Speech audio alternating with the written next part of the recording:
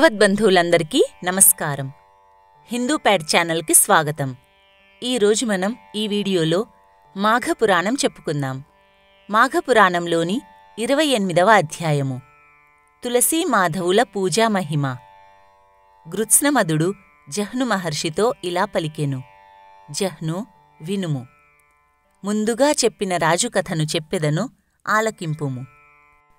ఆ సులక్షణుని ఇంటియందు రాజు తన కనిష్ట భార్యను కానక గర్భవతిగా నుండి ఎక్కడికి వెళ్ళియుండునా అని విచారించి మిక్కిలి శోకమును పొంది ఆశ్చర్యముతో పురజనులను, మంత్రులను, సేవకులను, రహస్యదూతలను అన్ని దేశములకు, అన్ని ప్రదేశములకు పంపి వెతికించి తాను కూడా వెతికి ఎచ్చటను భార్యను కానక మిక్కిలి ఆయాసమును పొంది విరమించెను.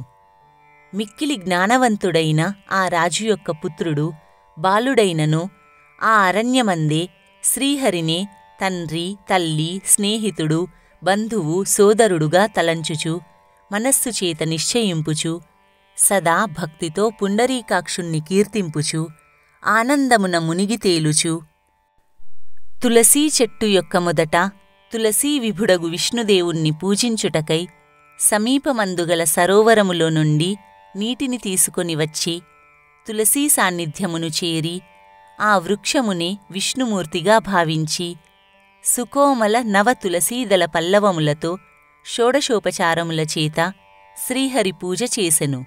ఇలా ఒంటరిగా విష్ణుపూజాసక్తుడై 6 మాసములు పూజించెను. కాని శ్రీహరి ప్రసన్నుడు కాలేదు. పిమ్మట బాలుడు కరుణామయుడైన భగవంతుడు ఎందులకు తనకు ప్రసన్నుడు కాలేదు అని విచారించి చింతానిమగ్నుడయ్యెను. ఆకాశమందు ఆ సమయమున అశరీరవాక్కు ప్రియముగా ఇలా వినిపించెను. ఓ రాజపుత్రా, నీకు సమీపమున ఉన్న సరస్సునందు మాఘమాసమున మకరరాశియందు సూర్యుడర్ధోదితుడగుచుండగా ప్రాతఃకాల స్నానమాచరింపుము. అప్పుడు శ్రీహరి నీకు ప్రసన్నుడు కాగలడు. ఇందుకే మాత్రము సందేహము లేదు అని పలికి అశరీరవాక్కు విరమించెను. బాలుడు ఆ పలుకులు విని దరిగానున్న సరోవరమందు మాఘమాస స్నానము చేసి తులసీ సమీపమునకు వచ్చి ఆ చెట్టు మొదట పువ్వులు, పండ్లచేత శ్రీహరిని భక్తితో పూజించెను.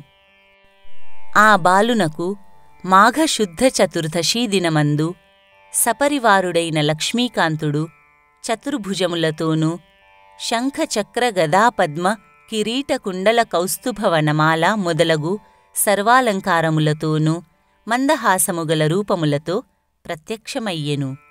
శ్రీహరి ఆ బాలుణ్ణి తన సుఖవంతములగు హస్తములతో ఆలింగనము చేసుకొని కరుణామయుడగు కేశవుడు ప్రేమతో ఇలా పలికెను. బాలుడా, నీవు నా భక్తుడవు కావున నేను నీకు ప్రసన్నుడనైతిని. నీకు వరమిస్తాను, కోరుకో అని పలికెను. అప్పుడు ఆ బాలుడు, జగన్నాథా, నాకు శాశ్వతముగా నీ సన్నిధానమందు నివాసము నిమ్ము అని పలికెను.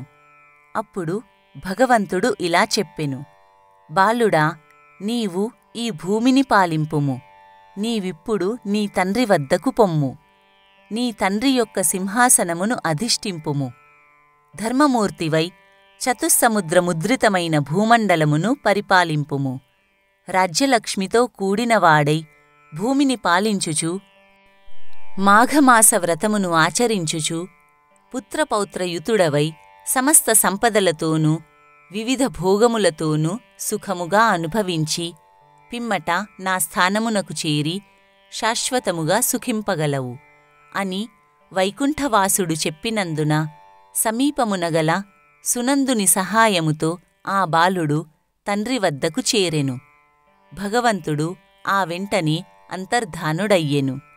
సునందుడు రాజకుమారుణ్ణి వెంటగొని తెచ్చి సులక్షణునకు అప్పగించి కుమారుని పుట్టుక వృత్తాంతమునంతయు రాజునకు నివేదించెను. రాజు ఆ మాటలను విని ఆశ్చర్యముతో కుమారుణ్ణి ముద్దాడి పరమ సంతోషమున సుఖమనుభవించెను. తరువాత సునందుడు అటునుండి తన ఆశ్రమమును చేరెను. పిమ్మట రాజకుమారుడు పెద్దవాడు కాగానే సులక్షణుడు చతురంగబలయుతమైన నిష్కంటకమైన రాజ్యమును కుమారునకిచ్చి తన భార్యలతో కూడుకొని వార్ధక్యదశ కావున వానప్రస్థాశ్రమమును స్వీకరించెను. ఆ రాజకుమారుడు సుధర్ముడు అనే పేరుతో రాజుగా నుండి సరిసమాన వంశజాతియగు సుందరవతియగు భార్యను పెండ్లాడి ధర్మము తప్పక ప్రజలను పాలించుచు సమస్త ధరణీచక్రమును పాలించెను. చాలా కాలమునకు సులక్షణుడు కాలధర్మము పొందెను. అతని భార్యలు అతనితో సహగమనము చేశారు. సుధర్ముడు తండ్రి యొక్క మరణవార్తను విని మిక్కిలి శ్రద్ధతో శ్రాద్ధకర్మలను చేసెను. ఆ చనిపోయిన సులక్షణుడు అతని 9 భార్యలు వైకుంఠప్రాప్తిని పొందారు. పిమ్మట సుధర్ముడు సంతసింపుచు పుత్రపౌత్రయుతుడై మాఘమాసవ్రతమును ఆచరించి శ్రీహరిని పూజించి ఈ లోకమందు అనేక భోగములను అనుభవించి అంతమందు వైకుంఠము చేరి సుఖించెను.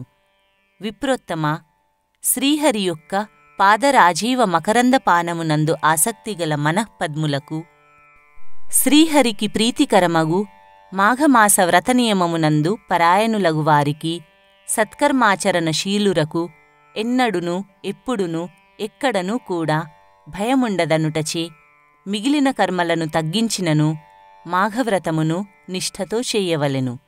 ఏ మానవుడు శ్రీహరి పదధ్యానాసక్తుడై భక్తుడై ఈ అధ్యాయమును వినునో అతడు ఇహలోక సుఖములను అనుభవించి పరలోకమునందు శ్రీమహావిష్ణువుతో కూడి శాశ్వత సుఖమును పొందగలడు.